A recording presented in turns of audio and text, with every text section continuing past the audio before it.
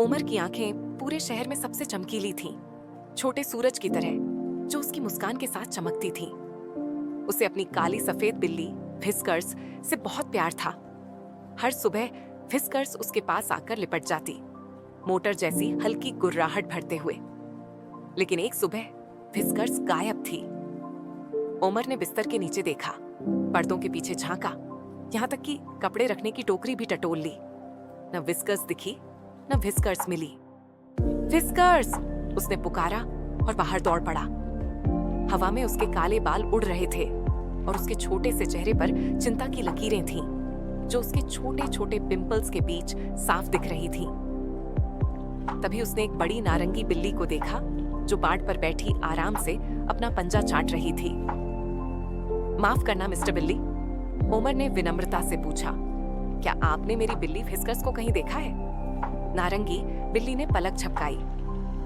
हम शायद देखा हो, उसने अंगड़ाई लेते हुए कहा, लेकिन पहले तुम्हें मेरी पहेली का उत्तर देना होगा। उमर की पीली आंखें चौड़ी हो गईं।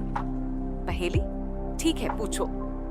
बिल्ली ने मुस्कुराते हुए पूछा, सुबह 4 पैर, दोपहर में 2 पैर और रात में 3 पैर होते हैं, ये क्या है?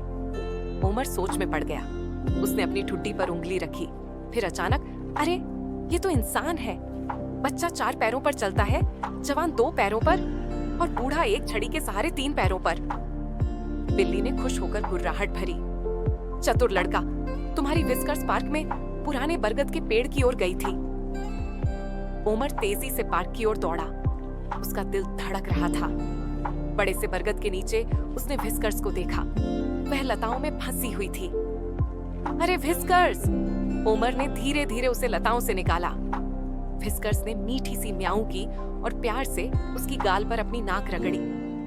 उस रात जब व्हिस्कर्स फिर से उमर के पास लिपटी सो रही थी, उमर ने धीरे से फुसफुसाया, अगली बार मुझसे बिना कहे रोमांच पर मत निकलना।